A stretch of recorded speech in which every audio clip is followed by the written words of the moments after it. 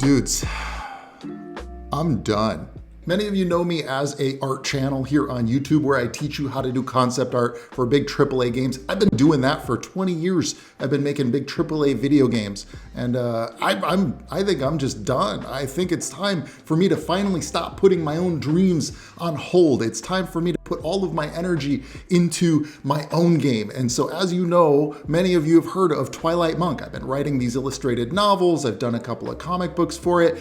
I am making a Metroidvania, and I had to teach myself to program to do this. I've been working on it for several years. I've been building up all of these skills across the board, from animation to programming. So far right now, just a solo indie game that I'm making, but maybe I can change that. Maybe I can bring in some new people and make this a bigger project. But I wanted to share a sneak peek with you here on my YouTubes. So let's take a look at the actual gameplay of the Twilight Monk game and where it's at. Now, before you say, oh, Trent's done, he's not doing YouTube anymore. No, man. I'm going to tell you right away out of the gate, yeah, I'm going to keep doing YouTube. I'm going to keep doing my art tutorials. And I do not have any beef with the, well, I do have some beef with the corporate game development.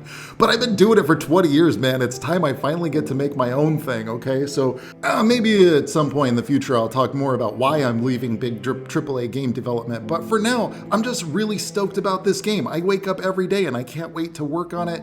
Yes, at its core, this game is a Metroidvania, but you can also expect world maps. So here you can see where I'm exploring Crescent Island. Yeah, there's going to be a lot of mysterious doorways that unlock and open up, and you'll bring in new people back to Crescent Island. That'll open up new shop options.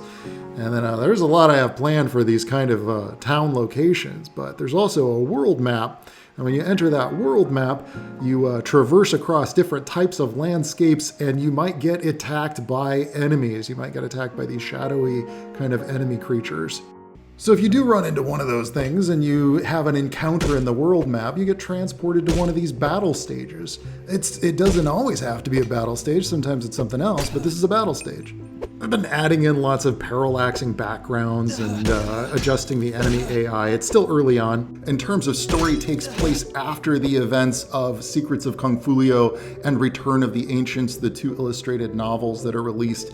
So Razel has the Phantom Pillar, so he can rack up combos by kicking it. You can expect to die a lot in this game. You're gonna die in a whole lot of different ways, because I am definitely turning the screws. I'm gonna make it a very difficult, very challenging game, and that'll feel very rewarding when you do defeat enemies. But don't sweat it too much. I'm gonna give you a lot of these saving shrines that'll allow you to restore your progress and then head back into the fight, collect your stuff, and get back into it. There will be a little bit of puzzle solving involved here, especially using that pillar, but I don't want to reveal too much more other than to say there's going to be a lot of exploration. I'm a big fan of games that have a lot of alternate routes and optional content. It's not going to have multiplayer. It's not going to have a bunch of DLC or gimmicks. I might add on new content because I always like how, Yacht Club games will just keep adding cool new stuff to it, with optional bosses and things. But otherwise, the story, the self-contained thing, is all going to be in the final release. Basically, I just feel like there's a lot of things that modern big corporate game development is losing sight of, and I want to make something that's crafted. I'm going to be taking up the same kind of approach that a lot of the old classic games that I grew up playing took. So I'll be sketching out character designs on paper, and I'll be like noodling out some of my notes, and I've already got a bunch of this stuff set aside from what I've been developing on it for the last several years. So I'm just going to be making games the way that I dreamed that games were made before I started making games, I guess. As you can tell, it's still really early in development, so I do really appreciate your support. How can you support it, you ask? Well, you can swing on over to Steam and add it to your wish list, or you can pick up any of the Twilight Monk art books or illustrated novels to pick up the backstory on where all this is coming from, and you can pick up some of my art tutorials if you're like, hey, I don't want to give you money, I just want to learn how to make games like you're doing.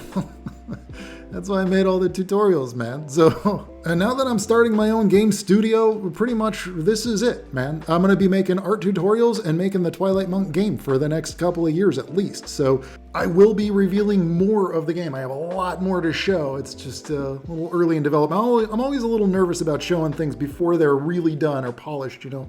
So I'll have a lot of the dev vlogs with the rough around the edges stuff as I'm developing it in my box set of tutorials too. Don't forget to subscribe, and I'm here every week, if not more. So don't forget to subscribe, and I will catch y'all in the next video. Ciao.